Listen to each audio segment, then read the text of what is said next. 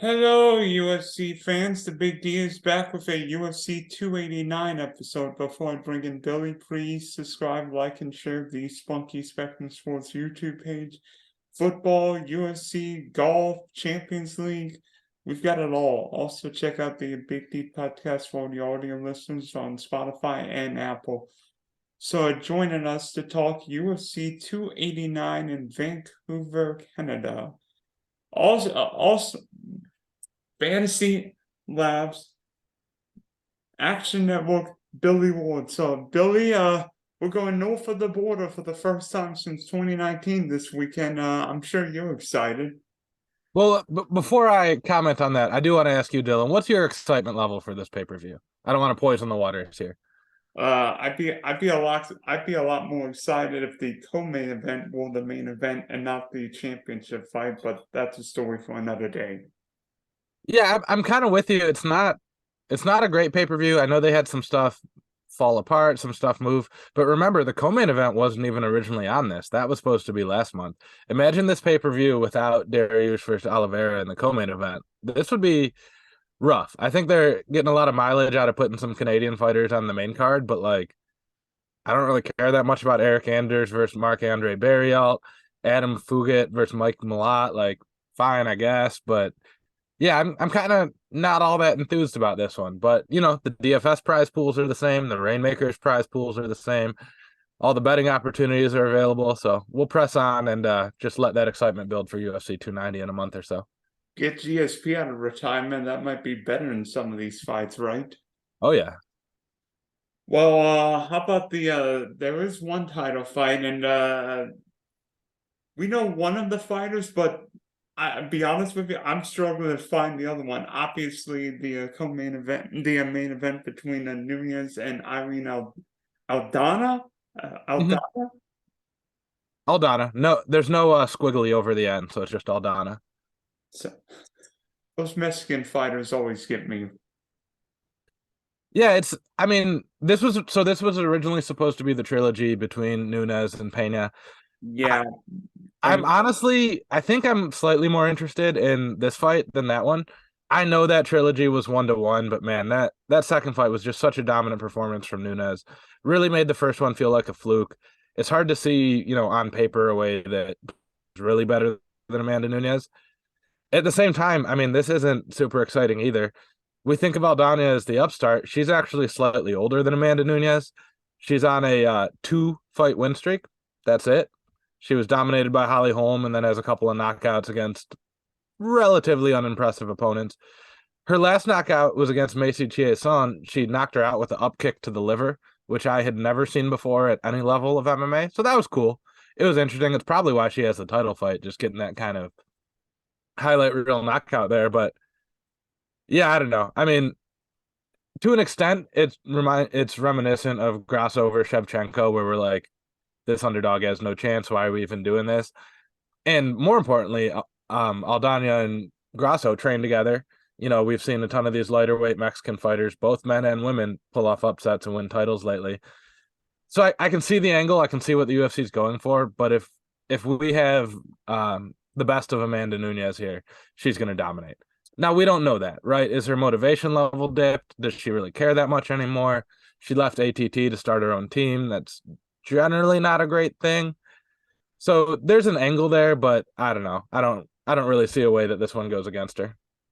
Aldana is coming off a highlight knockout reel in the third round. But guess how many points she put up in that fight? 74. Yeah. Well, I mean, she didn't even get a knockdown because she was the one on her back getting the knockout. So not a great DFS fight, but Aldana is 6,700, so you kind of just play her, and that way you're insulated if something crazy happens. For cash, at least. For GPPs, going to be tricky to talk yourself into playing the underdog in that main event. It's probably worth it to do it in like a lineup if you're making a few, but yeah, I don't know. And I'm not confident that Nunez pays off her salary for GPPs, right? Because some of her wins here are not all that great, especially when she grapples. Like her submission wins usually don't score that many points. And that's probably her best path to victory here is a submission, I would think. it feels like she could kind of win it however she wants, but I wouldn't be shocked if she makes it a grappling match where she should have a big advantage. I mean, be honest, when I think of Nunez, I wonder, A, has age caught up with her? But then again, She's the younger fighter here. Yeah, I mean, we can't even say she's that. younger fight. She's a younger fight, but yet she's been fighting for a long time. She's got a Nunez has got a kid, so you wonder if she's trained like she was 3 or 4 years ago. Two And kids now, I think. I think they just had a second. two kids? I believe so. Don't quote me on that, but I'm pretty sure they either just had their second or her wife is currently pregnant. It's one of those two. Dang. But yeah, I mean, you're 100% right with all that. She's obviously made more than enough money with all those title defenses. Remember, every title defense they get pay-per-view points. So she's not Conor McGregor rich, but if she wanted to never fight again, she has enough money she could do so. Anyone who watched The Ultimate Fighter saw her in like 46 commercials last night. Like, she's obviously doing okay. Yeah, so where is the motivation level? Is it still there? Does she want just one more? Is she planning on continuing to go for a while? We don't really know. But if it's even 80%, she should take this one handily. I mean, in the rematch against Payne, and Nunes put up 153 points. She got 6 takedowns. Oh, we like takedowns. Yeah, that was an interesting one though. Like, you're almost never going to see a fight with 6 takedowns and 3 knockdowns go to a decision. Like, it was a really weird situation. I wouldn't bank on that. She has a couple other 150-point performances though. If she does that again, by all means, she's going to be in the optimal lineup. I'm not sure that she does. I think the likeliest outcome here is probably somewhere in the 90s, low hundreds, which, depending on how the rest of the card plays out, might be worth the optimal lineup, but is certainly no guarantee. You know, her fight before that against Megan Anderson, 99 points, round 1 submission. A couple decisions before that, some of them with a ton of points, some of them not. So it could go either way. I think if you're Aldana, you try to use your height and length, stay away, make it a boxing match, which might be more entertaining, but isn't necessarily the best for DFS. And if you Nunes, I think you take her down to the ground and make it and just ride her for 25 minutes. Probably. That's, I think, what I would be working on. You have to figure she has a huge grappling advantage, but you never know. You know, it's just hard when you see those 95, 9,700 price tags. Like, if we get some finishes elsewhere on the card, it's going to be really hard for her to make the optimal lineup for tournaments. Again, in cash games, you're crazy if you don't play Amanda Nunes, but I'm trying to remember what card it was. I don't think it was the last pay-per-view, but there was an expensive fight. I think she was in the 9K range, and you reference on the website that we always play both main event fighters, or usually play both main event fighters. But you said for that card only play one. Is this a card where you maybe only play Nunes, or do you play Nunes and Aldana? Because we've seen crazy upsets with Shinchenko and Nunez lose in the past couple of years. So I think that really comes down to is if you think any of the fighters within $400 or $500 of her in salary have a considerably better chance or a decent chance, right? So Aldana is the cheapest fighter on the slate. A lot of times you play her just because then you can get one more favorite in your overall lineup. But if you think Ursag, who's fighting Dvorak, Jasmine Jasuda Vicious, Landwehr against Ige, Kyle Nelson against Builders, 500 more. If you personally think that any of those fighters have a reasonable shot at winning or, being in a brawl where they put up a good score, then I think it's okay to fade Aldana and play one of them. I'm not really convinced on any of those guys, personally, at least not at this point in the week. I could see talking myself into Jasuda Vicious. She might have a higher floor, but it's kind of the same thesis on Aldana as it is on Jasuda Vicious. It's just Aldana gets 2 extra rounds. So unless you really, really have a strong feeling about one of the other cheaper fighters, I'm just going to play her, have that salary to get some of the more expensive fighters I like. Because I like a lot of the fighters on the top end this week, too. And especially because there's not another championship fight, although the co-main event we'll talk about in a minute feels more like if not a title fight, maybe a huge eliminator fight. Yeah, the rumor has it whoever wins that one, for those who don't know, Beneil Dariush and Charles Oliveira, they will be fighting Islam for the lightweight title in Abu Dhabi in October. So a little bit of a quick turnaround, which is why they scheduled it for May originally. But, Beneil Dariush, more than deserving, 8-fight win streak. Charles Oliveira beat Poirier, Gaethje, and Michael Chandler all within a year before losing a mildly competitive fight to Islam Makhachev. Of course, he thinks he can come back and do it again, but he's still young. I think he's actually younger than Dariush by a little bit here. So, very intriguing fight. It's, yeah, he's younger than Dariush by about 5 months. It's, as I've said before, this is the type of fight that I hate picking sides on because we've seen someone look absolutely dominant against slightly lower competition, fighting someone who, in recent memory, has only lost to the best lightweight in the world. So just because we haven't seen Dariush beat top competition doesn't mean he can't. He just hasn't had the chance to. Stylistically, I think it's a really hard fight for Oliveira, though. Oliveira probably has the edge in the striking, but he usually likes to kind of get hit and then play possum, fall down, invite the other guy into his guard and tap him out. I think Dariush's grappling is going to be too good for that. I don't see Oliveira submitting him on the ground. So that means Oliveira has to be a little bit more technical with his striking. He can't just rely on flopping to his back and pulling a submission if it goes against him. And Dariush might actually be the one to take this one to the ground. With that said, Oliveira is probably the ceiling option here for GPPs. He's got the most submissions in, I believe, UFC history, most finishes in lightweight history. He can finish anybody a variety of ways, knockouts or submissions. I think he's the better GPP option, especially salary considered. For cash games, though, with Dariush's takedown upside, he's got a pretty solid floor because for Dariush to get finished, he probably has to take Oliveira down to even be in that situation in the first place. So I'm leaning towards Dariush for cash games. The betting odds have gone his way a little bit, which is, kind of a sign that he's the sharper side. But this should be a really compelling fight. Wish we got 5 rounds on this one. I don't know why. We just occasionally make fights 5 rounds. Just make this one 5 rounds. No one's going to stop you. It's not a law, but they're not doing that. 3 rounds. Very excited for this one. Yeah, the Burns, I think it was Burns fight at the last pay-per-view was 5 rounds. Why isn't this one 5 rounds? Because this one should be 5 rounds. I mean, should is a strong word. It used to be only title fights for 5 rounds. Then it was every main event. Now we're making up, BMF titles on occasion, which is we'll talk about in a couple months. So yeah, I don't know what should means necessarily, but yeah, I would love to see it 5 rounds, especially if we're expecting these guys to fight for the title soon. I don't think Dariush has ever gone 5 rounds. Oliveira has been scheduled for 5 rounds tons of times. Most of them haven't gone all 5, but I would like to see Dariush in the extra couple rounds, but we don't have to worry about that this time. Here's one problem for Oliveira. I believe he's fought in Canada 4 times, and you know what's happened every time he's fought in Canada? Has he lost all of them? Yes, and I believe I don't know if he's been finished in all. I think he may have been finished in all. Somebody may have finished him in all 4 of those fights. 0 for 4 in Canada. Yeah, but that was a different Charles Oliveira, right?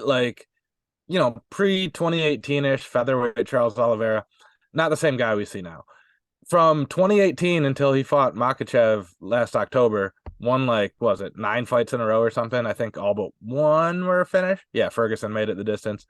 That's just a totally different fighter than the guy who was roughly 500 in his early UFC career. So I hear you, great, but that's just a function of the UFC not being in Canada for a while because that was a different guy fighting last time they were there. True,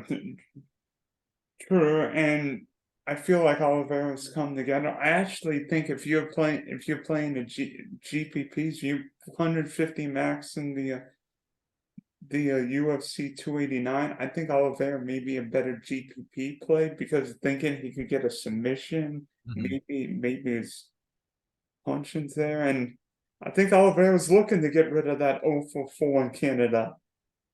Yeah, and obviously I haven't ran projections yet, so grain of salt on this because I usually do those Thursday or Friday morning. But my early lean is Oliveira is the ceiling play here, and Dariush is the floor play. I really don't see Dariush getting blanked here because even if he gets finished by Oliveira, he probably picked up some takedowns along the way, some control time, whatever. And Oliveira, he's either gonna get a finish or almost end up with nothing, right? He doesn't get too many takedowns. He's not taking Dariush down. The only way this goes to the ground is if Dariush gets a takedown or Oliveira pulls guard. So, for Oliveira, it's a little bit riskier, but with his salary, you can afford that risk because if he knocks him out and gets 110 points or whatever, then you're really cooking. So That's how I'm playing this one. I kind of want Dariush to win just because I don't see Oliveira beating Makhachev, where I think Dariush has a better shot in that. But that is a fall discussion that we will have, I'm sure. I feel like Dariush is a better matchup for Makhachev. I feel like Makhachev just going to control Oliveira for 25 minutes again. Well, Dariush is stylistically very similar to Makhachev. I think that's why that one's interesting, right? They're both strong wrestlers. I would give Dariush the striking edge and Makhachev the grappling edge, but it's close in both departments. Where Makhachev is just a tremendous grappler and was able to stifle Oliveira on the ground, which then what does Oliveira do if he can't, work off his back and stuff? But we've already seen that one. We'll move on. Like I said, we'll talk about that one in October, depending on how this one plays out. And plus, unlike Alexander Volkanovski, Dariush is a true lightweight, while Volkanovski was 145 fighter at 155. Mhm. Right, absolutely. So after the Nunez Oliveira Dariush fights, are there any fights that intrigue you? Yeah, definitely. So probably my favorite overall GPP play this week is Dan Ige.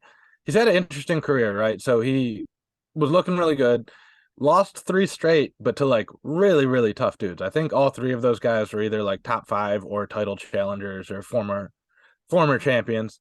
So yeah, so he lost to Chan Sung Jung, who then fought for a title, lost to Josh Emmett, who then fought for a title, lost to Movsar Evelev, who's 17-0, never lost in the UFC.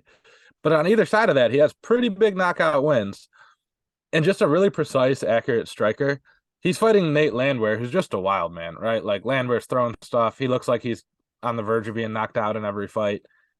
So one, that's going to be a really entertaining fight. But two, I think this sets up tremendously well for Dan Ige.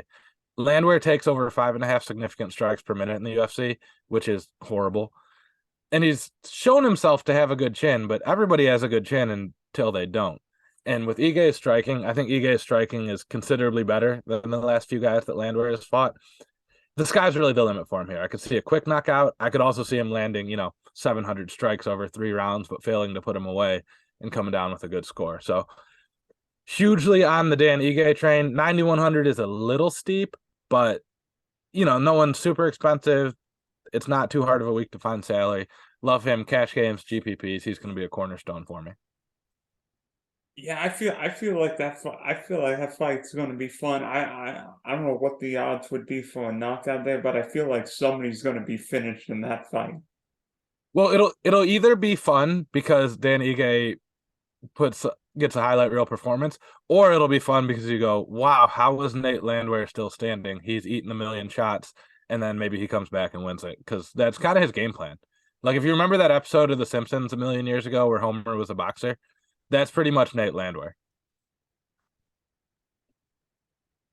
Uh, Before I've got something fun I'm going to end this episode with. Before that, with the UFC back in Canada for the first time in a few years, I feel like we should talk about some of our favorite UFC fighters. Obviously, the first one that comes to mind for me is George St-Pierre. I mean, we remember what he did.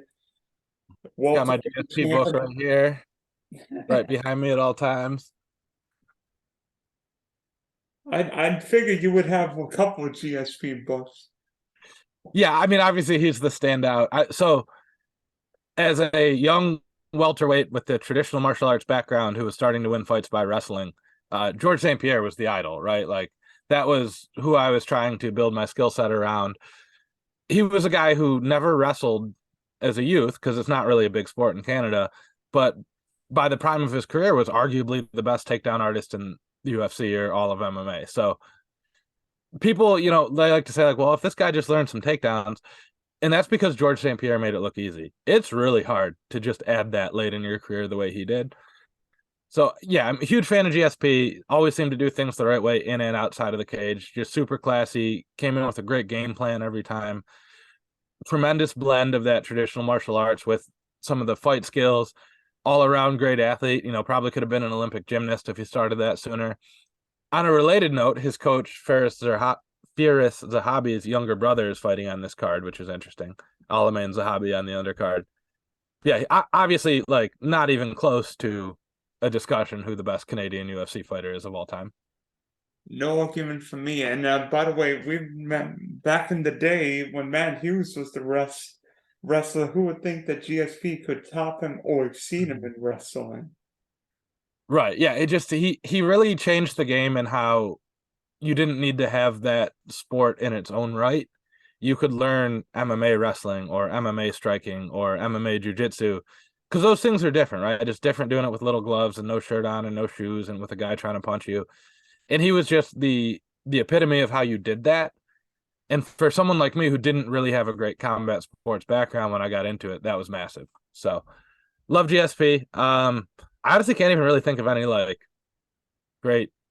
Who else we got? Patrick Cote fought for a title one time. I guess that was cool.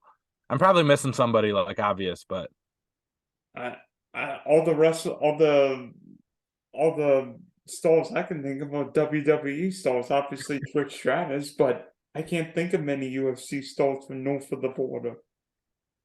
yeah, and, which is weird because there was a big scene there, like fighting in the Detroit area with Windsor right across the river. When I was fighting around here, you couldn't really do shows in Windsor, so a lot of the younger up and coming Canadian fighters all came over here, and those guys were tough. Like their amateur fighters were like our professionals. So it was an interesting time. This was peak GSP, where I think every Canadian tough young guy wanted to be an MMA fighter, but yeah, we're seeing, Mikey Malott, who's fighting right before the co-main event here. He's kind of like the hottest Canadian prospect right now, and he's good, right? He's 9-1-1, looked really impressive against Johan Lionesi. But I think he's like 35, and he's only got 2 UFC fights. So, no, he's only 31. Okay, I stand corrected. Still a little on the older side, but 2-0 in the UFC, 2 first-round finishes. Probably not the next GSP, but maybe he's the next, somewhat great fighter out of Canada. And didn't he come back after initially retiring and beat, I think it was Michael Bisping for those, somebody for the Michael Yeah, Bisping yeah, for he fought Bisping for the middleweight title, which it was kind of like when Randy Couture came back for the heavyweight title because he saw Tim Sylvia had it.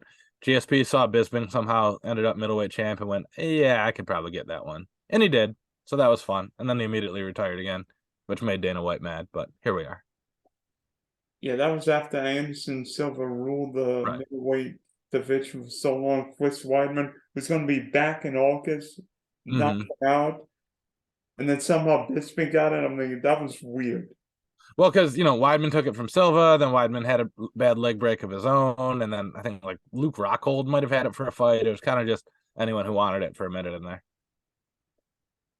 All right, well, if you know DFS, there's this new thing on DraftKings called Reignmakers coming out, and I've been thinking about it, and I finally got my first UFC pack. So now, Billy, you want to see my UFC pack? I'm very excited to open this one live. Real quick for any of the listeners, when you buy a pack, in theory, you can make a lineup because it's 5 cards. You need 5 fighters in a lineup. A lot of times, you'll pull 2 fighters fighting each other or whatever, so that's not always ideal. But in theory, Dylan might have a lineup in and of itself here, or he can hit that marketplace, sell some of the cards he doesn't want or need, maybe look to improve, get some better fighters. So I'm excited to see what he comes up with here. Wait, wait, that's not the one I wanted. Ah, that's not the one I wanted. Ah, wait, hold on. While Dylan's getting set up here, they got different rarity tiers here too. So you get at least one rare card in your pack. But if he's just going to play with one lineup and he only gets the one rare card, it's probably worth it to sell his rare. If he gets real lucky, he might get in the lead or something. So let's see. Okay, I think, can you see it? Yep. Let's go ahead and not list pack. That means you're trying to sell it. Come on, Dylan. Sorry, I'm teasing you. I know it's a new thing. I've never done this. That the one thing I love Reignmakers as a concept. It's fun because the cards that you're about to open are only usable for UFC 289, but they have a ton that you get all year, right? So if you bought a Bo Nickel card at the start of the year, like I did, that you get to keep using, kind of a fun way to invest in fighters that you think have a high ceiling. All right, let's see. We're getting it open. You gonna click them all one by one for the drama? I love the music.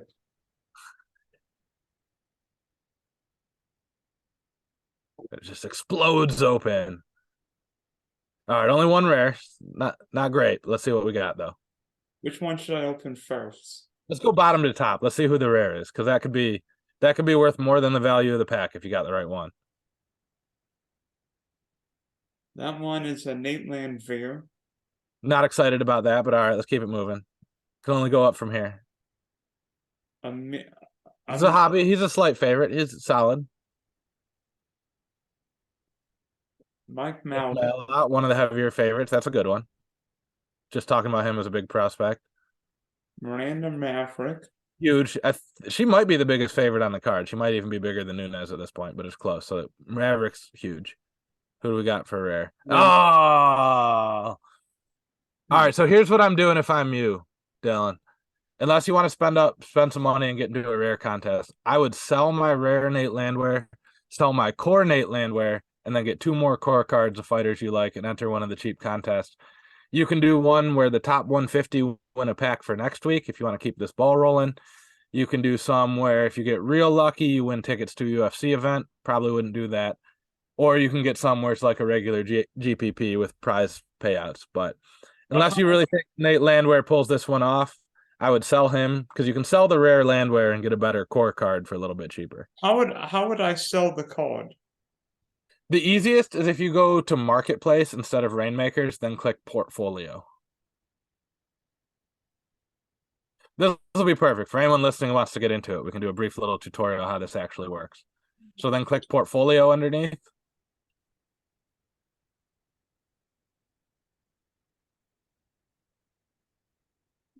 I'm not sure if it'll let you sell it while we're on this Zoom meeting, because that seems to block the location services, as all of your pop-ups are letting us know.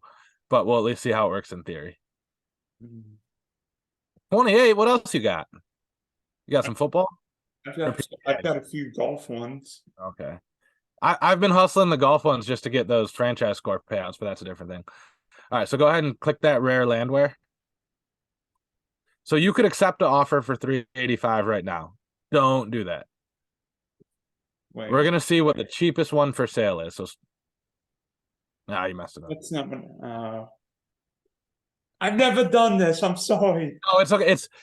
I love this as a service or as a idea. It is confusing. They need to make it a little bit smoother for people trying to get into it. Mainly so you guys can come and buy all my cards and inject some money into this ecosystem, since I have a ton of them. How much have you? Right now, I am like top 350 on the leaderboard. So don't click sell or accept. Just click his name. Or click his picture. Anything around there. Because that'll open you up all the ones for sale. So scroll down a little bit. Yeah, I'm like top 350-ish on the leaderboard. Probably 1,000-ish worth of cards. But I'm up like $200, all things considered, not counting the cards. So I've been playing the elite bankroll builders, where the top 50 make $100. It's expensive to get into them, but I have so many of the elite cards that are good all year. All right, so the cheapest one now is $450. You could sell yours put yours up for $449. Use the proceeds to get better core cards and then enter one of those contests. That's what I would do. So sell the item. Yeah, and you're not going to get $449 because there's a 10% fee, but. And list for sale, right? Yep. And then with those $4, you could probably buy, a core Dariush if you wanted, or a core Nunez might be a little bit more than that. But you could get a core card that's a little bit better, since you can't play 2 Nate Landwehrs in the lineup anyway. And then if you want to take a swing on Landwehr, keep that core one. But yeah, well, and we can talk more about your individual strategy off the stream, but this is a good entrance point for anyone trying to get into it. Man, I thought that would have been a rare. I thought that would have been a rare Nunez card. I'm like, if that's a rare Nunez card, I'm gonna be doing backflips. Yeah, I got real lucky. I pulled an elite Maverick and Miranda Maverick in one of my packs, so I'm super pumped about that. But I bought 4 packs, so you're gonna get a good one if you buy more. Maybe 3. I don't remember this week. Yeah, I've been hammering. And you'll get there's all kinds of achievements. There's little payouts for how many cards you collected during the week. There's prizes for the leaderboard. So there's a lot of other ways, even if you don't make money from the contests. Like, I've gotten just as much money from the leaderboard payouts as I have from the actual game. So Yeah, let me tell you this. I've been doing best ball drafts, and I've been getting crowns tiers for that. So I feel like there are all benefits to doing stuff outside of DFS, whether it be betting, Rainmakers, or best ball. You can do so many different things.